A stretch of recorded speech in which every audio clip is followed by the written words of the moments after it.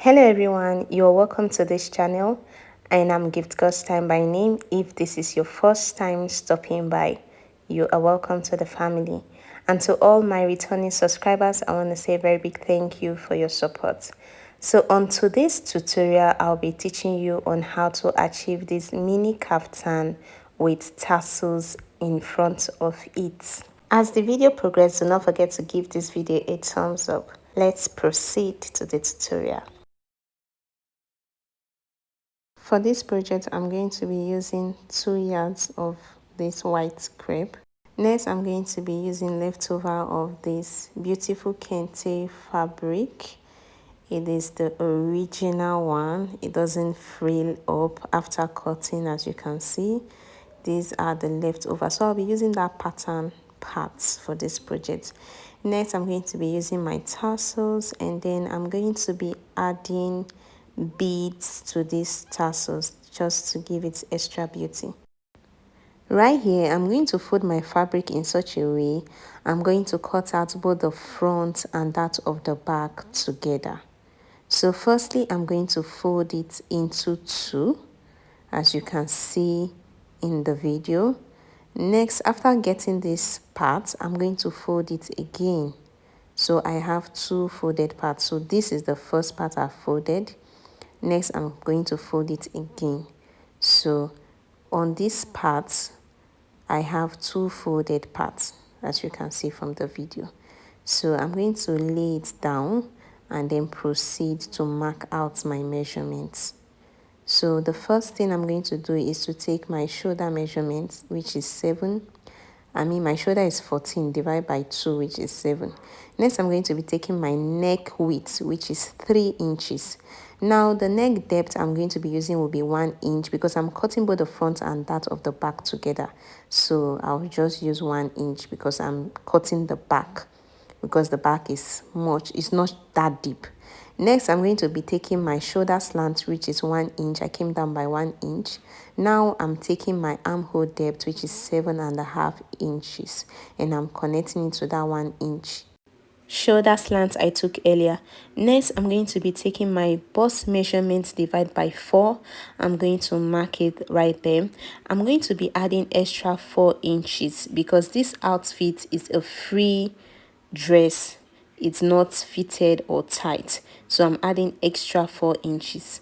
Now I'm taking my shoulder to my waist measurement, my upper waistline, which is my half length, and it's 16.5 inches. Now the same thing I did for my bust, I'm going to do it right there. My waist measurement divided by 4, and then I'll add extra 4 inches for ease. Next, I'm connecting the 2 lines together. Then I'm going to extend that armhole region. Now for my waist measurement, I'm going to take 9 inches. That will give me my hip measurement, my hip line. So I'm taking my hip measurement divided by 4. Then I'm adding extra 4 inches as well. Then I'm connecting all lines together, and also the same measurement I took for my hip, I extended it to my desired length. Now what I'm doing, I'm taking the midpoint of my armhole and curving it to give me the shape. This is for the back, so I'm cutting both the front and the back the same way. I'm going to separate it at the end. I'm going to separate the back and the front piece. Then I'm going to mark out my front piece well, in the sense the neckline and the armhole region. So I'm done cutting the 2 fabric, the front and the back the same. So right here, what I'm doing, I'm separating it like I said earlier. So I'm going to take out the back piece first because I want to cut out the facing. So I'm going to show you how to cut out the facing. So I'm going to take a piece of fabric and then fold it into 2, and then just bring my main fabric and place it to align with the folded parts of the main fabric. So I'm going to cut out the neckline and also the shoulder parts. Then from that armhole, I'm just going to notch it and then cut out the how long I want the facing to be. So this length is fine by me, and I'm going to curve it. So this is the facing I'll be using for the back. So I'm going to use this facing to turn over this neckline. I don't want to use bias. this brings it the beauty more than bias for me. So I'm going to turn it over. I'm going to sew the neckline, notch it, and then flip it over. So this is how the neckline looks like. It's properly finished. So now we'll proceed to the front part. So now I'm going to alter the neck region and the armhole. So firstly is the armhole. So I'm going to go in 1/2 inch from the midpoint and then curve it, because the armhole in front is much deeper than that of the back. Now for the neckline, I'm going to add extra inches down. I'm going to extend it. I added extra 3 inches to cut out the neckline. Then at the midpoint of the neckline, there is an opening. So I'm going to take 4 inches for the opening. So I'm going to extend it. I'm just going to split it open at that mid region. So by the time I open it up, this is how it looks like. So now I'm going to proceed to the Ankara. So now this Ankara fabric was not wide enough for me for my desired length, so I really joined different parts of this Ankara, or this kente Ghana fabric rather. So now I'm going to place it in such a way that it gives me this shape. This is what I want to achieve at the end. So that white part, it will be off because I'll be sewing it together with that part, so that white part will be enclosed. So at the end, this is how it's going to come out. So I'm going to join them together. After joining them together, so this is how it is.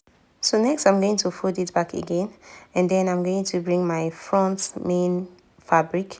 I'm going to align it in such a way the folded parts will align with the folded part of the kente fabric. Now the folded part for me on the kente fabric is that part I merged them together. So that white line is a guide for me. So I'm going to cut out the neckline and the shoulder part, and then from the armhole, I'm not going to give the armhole that curve. I'm going to cut it straight down. So from the video you could understand what I mean. So this is how it ought to be. So now you know at that midpoint there's an opening on the main fabric. I'm going to lose the stitch from that kente. If you're working with a fabric that is much, you don't have to stitch it down, because this fabric, for me to get this pattern I want, I had to join them together. So now this main fabric, this is the wrong part. This part is the wrong part. So I'm going to teach you how to flip it over. Now for the kente, as you can see, I also joined this other part to get my waist region. So this part is the wrong part of the main fabric, and the wrong part of the kente. They will be facing you, meaning this crepe is the wrong part. It will be facing you. The kente as well will be facing you. So I'm going to attach the neckline together. I'm going to sew the neckline all through and sew that opening at the midpoint as well, and then get to the other part of the neckline. So after sewing, I'm going to notch it and then flip it over. So by the time you are flipping it over, you are having the right part of the kente on top of the right part of the main fabric, which is the crepe. So after flipping it over, go ahead to iron it. Next, I'm going to be turning over the hem part of the kente. I'm going to be using my hemi gum to stitch it down. I don't want to use thread. I don't want to sew it because I don't want to see stitches. So I'm going to also do this other part. I'm going to use my hemi gum as well to give me the nice finishing. So now for the tassel, I already added my beads. So before putting my hemming gum at the down part, I'm going to attach my tassel. So for the side, I already hemmed it with my hemming gum. So the down part, I'm going to be aligning my tassel. So now this tassel, this part is a bit long, so I'm going to cut it and then get the desired length I want, and I'm just going to put it inside at that edge. So I'm just going to align all of them to be uniform, and then I'm going to sandwich them with using my hemming gum so it's going to stick properly. Now to make it more firm, what I did was, after using my hemming gum, I stitch it at the back using my thread and needle, so it's visible at the back but the stitches are not showing in front. So this is just to secure the tassel to be more firm. Next, I'm going to be adding my pocket. So I'm going to measure from my shoulder to my waist region, which is 16.5 inches. So I'm going to mark it till I get to the end. I'm sorry that the video didn't capture it. So I'm going to be starting my pocket from that point. Now I have a well-detailed tutorial on how to get a freehand pocket. So I'm going to put the link on this video. So I'm going to be stitching my pocket starting from that waist region, that point, that 16.5 inches point, and then I'm going to stick the other part as well on this other side.